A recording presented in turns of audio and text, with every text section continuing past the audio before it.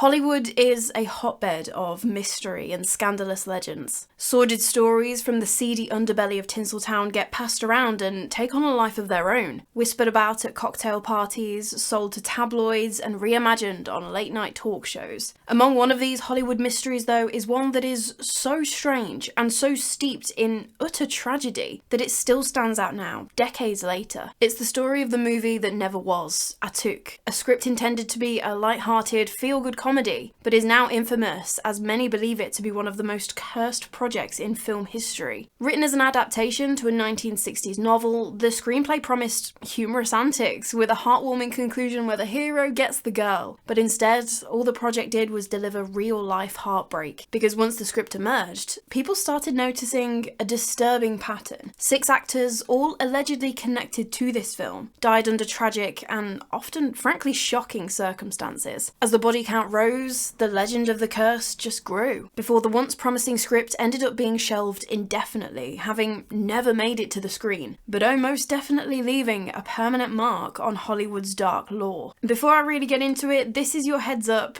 Today's video is dark. We're talking about a lot of death and really tragic circumstances. There are also conversations around substance use, so if that is something that may affect you, you may want to sit this one out.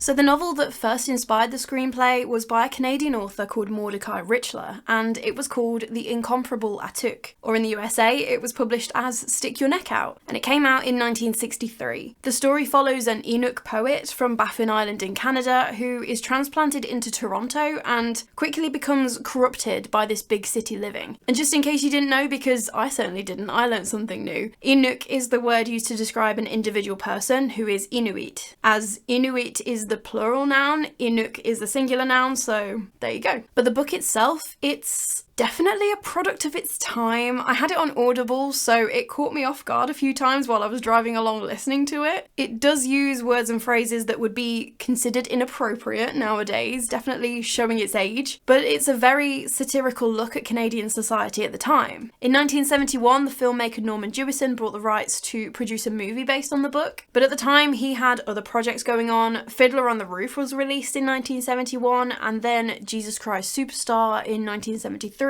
Rollerball in 1975, so he had quite a bit on already. In 1977 though, Norman commissioned Todd Carroll to produce the screenplay for The Incomparable Atuk, so he got to work. And so the main gist of the resulting screenplay ended up being that Atuk, he was actually from Alaska rather than Baffin Island, but he wanted to travel and see the world. And he'd get his chance when a documentary filmmaker called Michelle arrived at his village. And so he stows away on her plane, gets discovered, but it's too late to turn around and all of that sort of stuff, so he ends up in New York City. In a kind of right place, right time sort of deal, Atuk is fishing in the New York City harbour when a 16-year-old called Bishop crashes the boat that he's joyriding. Atuk jumps in, saves the kid, and finds out that his dad is this great big powerful real estate guy called Alexander McEwen, who is currently in the middle of pitching to investors this new project that he's been working on, building in the Alaskan wilderness. He's obviously getting pushback about what it's going to do to the environment when Bishop brings home Atuk. And Alexander, he spies an opportunity. Use Atuk as his poster boy, reassure investors that it's all going to be great, even the locals are on board. Atuk agrees, but he doesn't actually know what he's agreed to when in walks the one and only Michelle. She's going to be shooting the campaign. However, I'm sure you can see where this is going. Once Atuk sees the films that they create, he realises that they've edited his words, and so it looks like he's fully supportive of this super destructive real estate project in the Alaskan wilderness. He knows he has to stop the big pitch, he gets there just in time, there's a little bit of conflict resolution, it all turns out good in the end, and the project is scrapped and Atuk ends up with Michelle. The hero saves his village in Alaska and gets the girl in the end. And then obviously all dotted in between, there's a lot of light-hearted, fish out of water, satirical elements of an Inuk finding himself in New York City for the first time. Todd Carroll also shortened the title to just Atuk and had his script finished and ready to go in 1979. And the story it sounds like a harmless, light-hearted comedy, right? They were thinking it was gonna be a slam dunk. And so now they had the script, it was time to get some names in on it. The first actor to allegedly be attached to the film was none other than John Belushi, and he was this powerhouse of the time. He had been one of the original cast members for Saturday Night Live, SNL. His performance in Animal House had skyrocketed him onto the world stage, and then, I mean, who can forget him and Dan Aykroyd in The Blues Brothers? The story goes that Belushi had been shown the script for Atuk in either late 1981, early 1982, and he was shown a lot of interest in playing the lead role. But just a few months later, on the 5th of March 1982, Belushi would be found dead,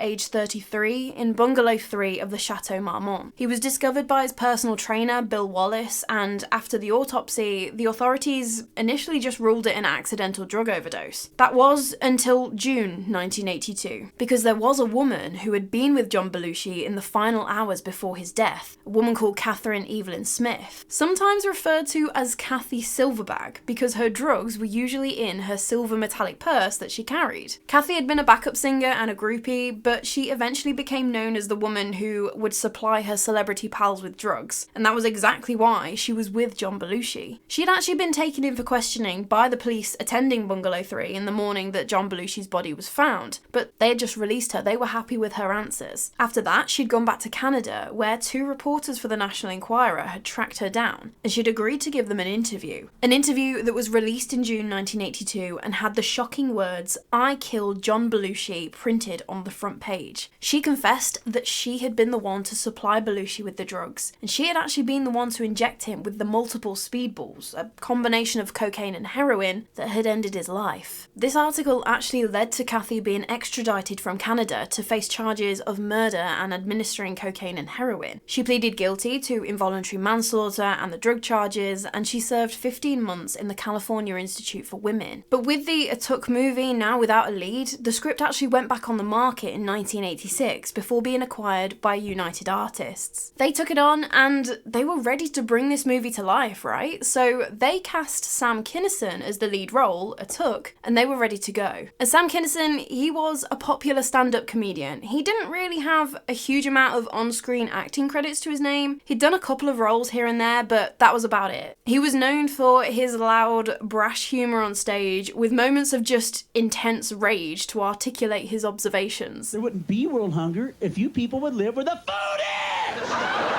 And so this lead role in a Hollywood movie, it could have been really significant for him. It could have completely changed the trajectory of his career. But once production began in 1988, Sam was apparently extremely difficult to work with, and they only managed 8 days of filming before he called it and walked off set. The story goes that, allegedly, Sam had accepted the role after being told that he would have creative control over the script, and as they'd got into filming, he hated it and wanted a rewrite. But I don't know if there had been some crossed wires or something, if it actually did happen like that. Sam Kinison was known more for his stand-up, not playing the lead in Hollywood movies. So giving Sam full creative control doesn't really feel like something that would have been negotiated. Obviously, this was going to be a comedy film, and as a comedian, there was probably going to be room for improvising scenes and lines here and there. So whether that part just got oversold to him or something, maybe? I don't know, that is just my feelings on it. I could be totally way off. Either way, United Artists Pictures, the production company, they ended up filing a $5.6 million lawsuit against Sam Kinison, saying that he'd, quote, acted with despicable conduct when he allegedly breached his contract and refused to show up for filming. The lawsuit also went on to say that, I don't know if this was an actual threat or whether it was just something that was said in the heat of the moment, but apparently Sam had threatened that if the script didn't get a rewrite, he would intentionally give a bad performance to tank the movie. And so after that explosive exit, Atuk was again put on hold. The producer, Chuck Roven, who's been involved in films like Cadillac Man and 2002 Scooby-Doo, and more recently the Dark Knight trilogy and Oppenheimer, he apparently tried for a brief time to find a replacement lead after Sam Kinison stormed off, as, I mean, production was all ready to go. They just needed their Atuk. But they had no luck, and so again, the movie was shelved. Sam Kinison settled the lawsuit out of court and went to work on other projects projects, comedy shows, and a few small roles in movies, when in 1992, his life was cut tragically short. He was driving along the two-lane Needles Highway in his Pontiac Turbo Trans Am on his way to a sold-out comedy show at the Riverside Casino in Laughlin, Nevada. In the passenger seat was his wife, Malika Swiri. They'd only been married 6 days, and they literally just got back from their honeymoon in Hawaii. Driving in a truck behind him was his manager and brother, Bill Kinnison, and his best friend, Carl LeBove. As they were driving along the highway, up ahead, there was a pickup truck being driven by 17-year-old Troy Pearson, and it was coming the other way. Troy had been drinking and swerved over the centre line into Sam's lane to overtake some cars. Apparently, Sam had hit the brakes, seeing that this truck didn't have enough time to get back into his own lane, but it didn't matter. The truck ploughed into Sam's car, hitting them head on. After the crash, Sam got out of the car, and he didn't have any serious visible injuries, just like a few scrapes on his head. But Bill and Carl told him to lie down on the side of the highway. Dude, you've been in a really bad crash, just stop for a second and chill out. Like, we don't know what damage you've done. What they didn't know was that because he apparently hadn't been wearing a seatbelt, Sam had hit his head on the windscreen and had some really gnarly internal injuries. As he was there on the side of the road, Sam started talking to someone, but there was no one living around him that he was actually talking to. But the conversation, it's eerie. He started saying, "I don't want to die," which on its own, that's a reasonable thing to say. You've just been in a bad crash, you might be a bit scared or whatever. But he wasn't saying it for the sake of it. He was saying it to someone. He was having a conversation. There was a pause before he said, "But why?" Again, another pause before he just started saying, okay. Sam lost consciousness then, and he died right there, age 38, on the side of Needles Highway. Maybe he was hallucinating, maybe talking to the white light, maybe he was even conversing with God. He had been a preacher in his younger years, but whatever went on, that entity said the right thing to help Sam relax and move on to whatever awaits us on the other side. In the crash, Sam had suffered a dislocation of his cervical spine, so that's your neck, torn blood vessels in his abdomen, and a torn aorta, which is just absolutely brutal. He was bleeding out and would have shown no outward signs of it. His wife, Malika, she was taken to hospital with a concussion, but she recovered and she was fine. It's just even more sad when coupled with the fact that apparently Sam had been sobering up and getting his life back on track by that point. He was trying to lose weight, he'd ditched the drugs and alcohol, he had a promising future lining up ahead of him. I mean, it was already promising. He was on his way to a sold-out comedy show, so, you know, but it's just sad to think about. But because of his involvement in the movie Atuk, he's often classed as the second victim of the curse. And after initially not finding much success in replacing Kinnison after he walked out in 88, in 1993 the production company decided to try again and allegedly approached John Candy. And this guy, he needs no introduction. I don't really know Sam Kinnison or John Belushi that much. I'd watched the Blues Brothers when I was younger, but other than that, I don't really have much knowledge on them. John Candy, on the other hand, will forever have a special place in my heart after my parents introduced me to Spaceballs. The Mog? Iconic! I'm my own best friend. The raspberry jam, the combing the desert, that whole film is just on another level entirely. I love it. But John Candy also starred in Planes, Trains and Automobiles, Little Shop of Horrors, Uncle Buck, Cool Runnings. You get it. Candy was said to be really interested in the script when he went off down to Mexico to film Wagons East. But in the final few days of the film's production, after a long day of filming, John Candy wasn't feeling too good, and so he went back to his hotel room to sleep it off. He died of a heart attack sometime in the night and was found in his hotel room on the 4th of March 1994. He was 43 years old. They managed to film the rest of John Candy's scenes in Wagons East by using body doubles and special effects and then rewriting a bit of the script, and the film was dedicated to his memory. What's interesting is that there never was an autopsy done, it was just ruled a heart attack. Although being overweight as he was also a heavy drinker, he used cocaine, he smoked a pack of cigarettes a day, and his dad had been taken out by a heart attack aged 35.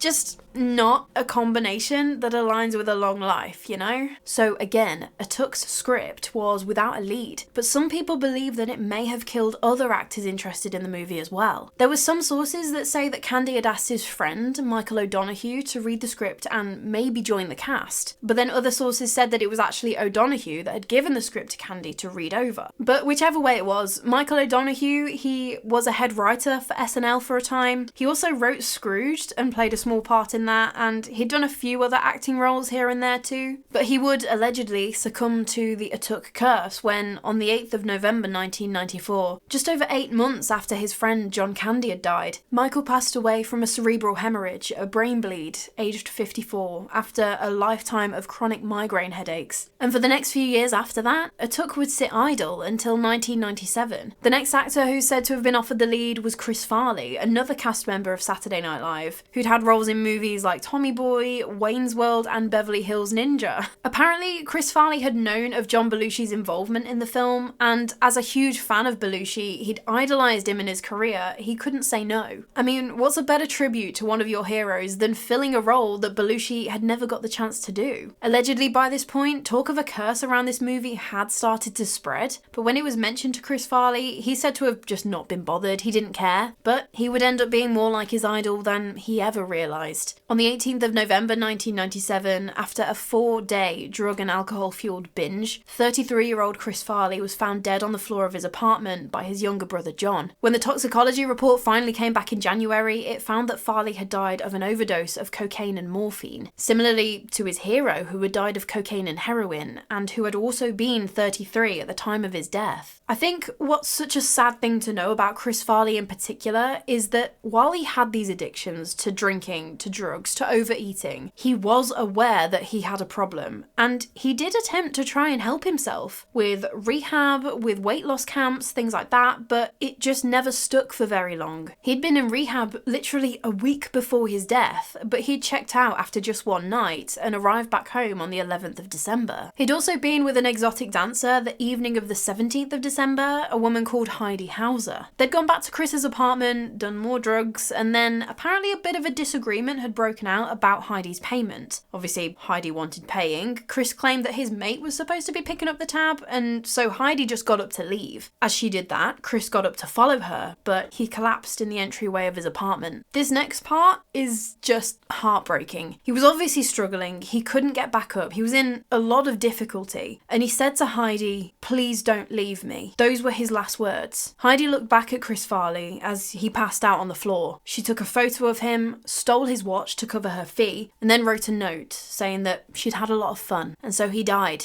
completely alone. I will warn you, if you decide to go and research more about this after you've watched this video, there is the photo that Heidi took of Chris passed out, plastered all over Google. There are also photos that were taken the morning he was discovered. They aren't hidden away in some corner of the internet, they're pretty prominent, so I just wanted to warn you that that is something that you may come across that may ruin your entire day. So yeah, I said this one was going to be a real heavy one today. I hope you're still doing okay, you're still with me, because unfortunately that curse of Atuk is not done yet. Apparently, before his death, Chris Farley had shown his friend, also a Saturday Night Live star, Phil Hartman, the script, saying that he wanted Hartman in on this. Phil would have been perfect for the role of Alexander McEwen, the real estate mogul who wanted to build in the Alaskan wilderness. And Phil Hartman, to me, again, he's got a very special place in my heart. I think I've seen just about every episode of The Simpsons, so much so that I have a tattoo of Blinky as a bit of sushi on my leg. And Hartman, he was the voice actor for Lionel Hutz, the lawyer, as well as Troy McClure, the You Might Remember Me actor guy. We also cannot forget his performance in Jingle All the Way, a film I hate to love, but it did give us that iconic line. Put that cookie down!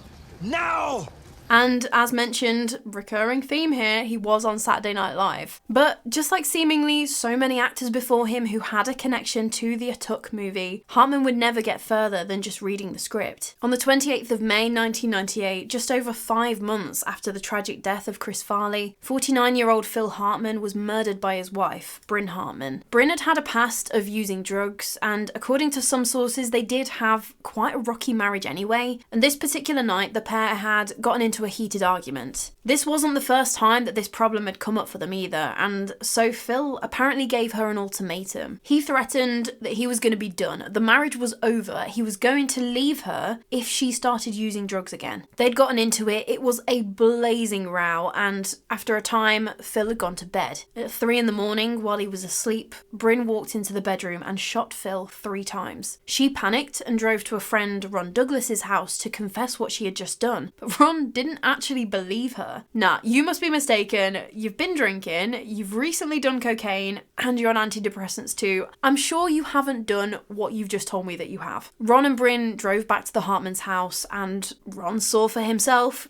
Yep, you were telling the truth, and so obviously immediately he called 911. The police arrived and escorted Bryn and Phil's 2 children out of the house because they were still in there, by which point Bryn had actually locked herself in the bathroom, and not too much longer after that, she took her own life. And so it seems, after a string of just awful misfortune, the production company shelved the promising, light-hearted comedy Atuk, where it has sat, never seeing the light of day again. But is it really a curse? Some believe that undoubtedly it is. Because, okay, yes, this was going to be an oh-so-light and fluffy comedy movie, all feel good, but it was going to be a Hollywood movie from the 80s, even 90s. Each casting for the lead role of Atuk was a white man. And so some say that this whitewashing was the reason for the supposed curse. Some even took it further and mentioned something from Inuit spiritual beliefs, the Tupilak, which is an evil spirit of vengeance. Its creation involves some very dark practices, but it could then be sent out to seek and destroy a target. So, okay, maybe it was sent out to destroy people involved in the movie? But then, why was it only certain people, not everyone involved in production, not even all of the cast, and then also not just limited to people playing the lead role? It doesn't really seem to fit, does it? Because then we come to the other side of the curse argument. And the first, most obvious point that we need to make is that in most of these cases, they were overweight or even obese men. 4 of them had a drug problem, which was part and parcel of being in Hollywood at that time. It just seems to have been what you did to stay on top of your game, to stay funny, to keep writing jokes at 3 in the morning when all you want to do is sleep, and then also to switch off, to party after the work is done. O'Donoghue and Hartman, they didn't appear to have a drug problem. Hartman, he'd had a rocky marriage, which also, just to point out, was affected by drug use, just his wife's, not his. And O'Donoghue was killed by something that could happen to any of us at any time. Don't think about that too much. And I've been mentioning the dates of events as we've been going along, but just to demonstrate to you the timescale here, the script was written and ready to go in 1979. The project was eventually indefinitely shelved in the late 90s. That's pretty much 2 decades this script has been around, almost 20 years, and they were trying to get an overweight Hollywood actor who most likely came with a drug problem to play the lead. I think it was extremely unfortunate that these men died in the circumstances that they did, but also when you're trying to cast that type of person at that time in history for that long,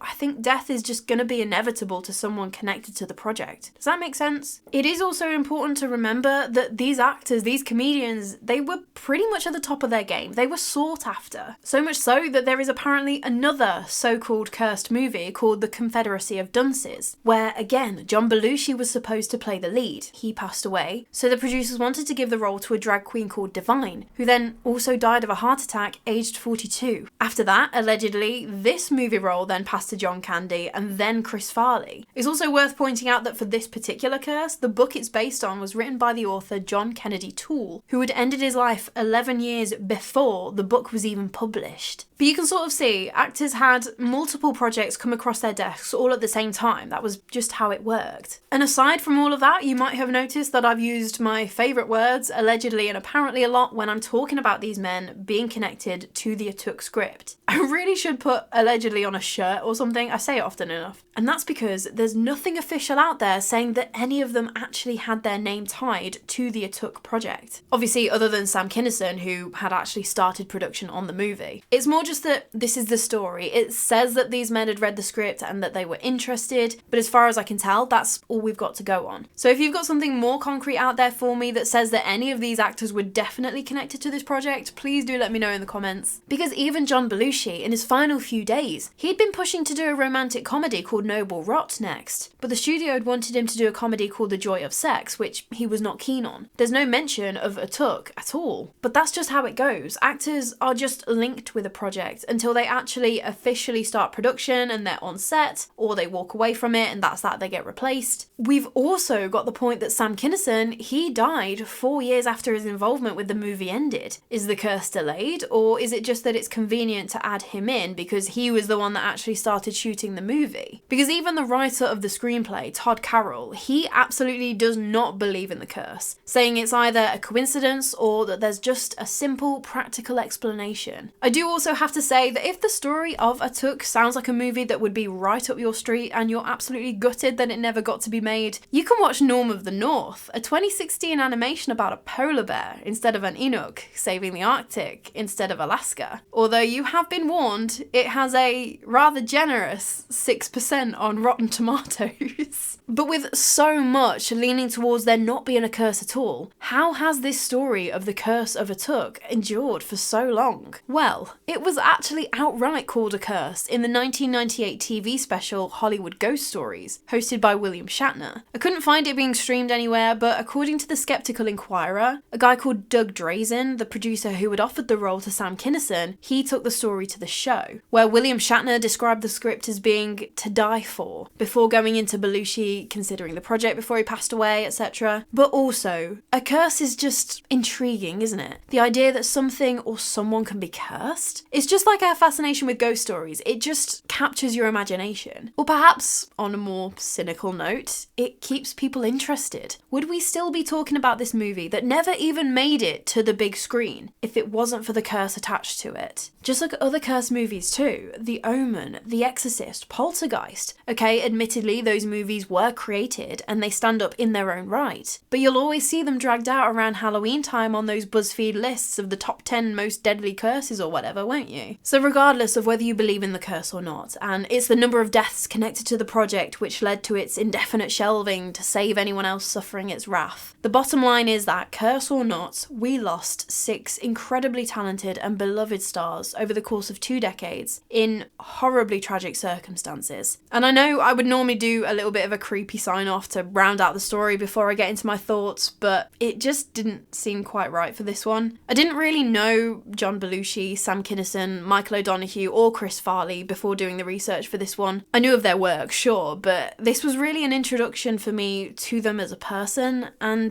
their stories honestly broke my heart. And I feel like it's just the Hollywood way. You're under so much pressure, you turn to whatever you can to get you through the day. Yes, outwardly you're wildly successful, seen as a brilliant comic, or you're landing movie deals or whatever, but away from the public eye, behind those closed doors, there's just so much more going on. Take Chris Farley and his soul-crushing last words. I've obviously also seen the photos from the scene of his death too. It was inevitable doing the research, but seeing those photos and reading about his final interaction with another person, you can't help but just put yourself in his position, or at least I can't, and it's just a horrible way to go. I know a lot of people out there will say, oh well, I've got no sympathy, you shouldn't have been on drugs and it's your own fault and all of that, and yeah, I totally get where you're coming from. But no one ever has that first line of cocaine for the first ever time, thinking it's going to end with them dying on the floor of their apartment after a slippery slope into addiction that they can't get out of. And even regardless of that, take Sam Kinison. He was cleaning up, he was on the right path, and he got taken out by a drunk driver anyway. So this one, it has been a heavy one, heavier than I thought it was going to be, the story of a cursed movie. I'd recommend at least 2 episodes of Family Guy after this, or whatever is your comfort show. As for the curse being real, nah, there is no curse. It was just a series of incredibly unfortunate deaths from a group of men who had their own issues going on, and so it was just a horrible, tragic coincidence. So much so that there is a copy of the 1988 version of the script available online. I skimmed through it for the purposes of researching this video, and I'm pretty confident on my chances. I don't have a hardcore drug problem, I'm not severely overweight, and I don't think Mr. DSC has murderous tendencies, so we shall see. But the bottom line, the one thing to take from this Curse of the Atuk movie story is that these were real people, idols, heroes to others around the world, and they lost their lives too soon. Regardless of whether you agree with their choices or not, whether you believe in the curse or not, that's the heart of this story. These people left behind legacies that continue to entertain and comfort to this day. Spaceballs is a film for me that reminds me of my childhood. Jingle All the Way ends up on my TV screen screen every Christmas, and these men deserve to be remembered with compassion. But please do let me know your thoughts. Do you believe there is a curse around this movie, or do you think that the cause is more grounded in cold, hard reality? Leave me a comment telling me what you think. I would love to hear it. And if you enjoyed this video, it always feels weird saying if you've enjoyed it when I've spoken about something really depressing, but anyway, please do give the video a like if you feel so inclined. It really does help me out. And if you like what I'm doing over here and you haven't already, maybe you'd like to think about subscribing if you fancied it. Up to you. History and hauntings are usually what I cover over here, with the odd curse or weird thing that I find interesting thrown in every now and then. But anyway, that is all from me today. Please do go and get a drink of water, stay hydrated. I cannot wait to chat with you more about the morbid, mysterious and macabre. So until next time, sleep safe.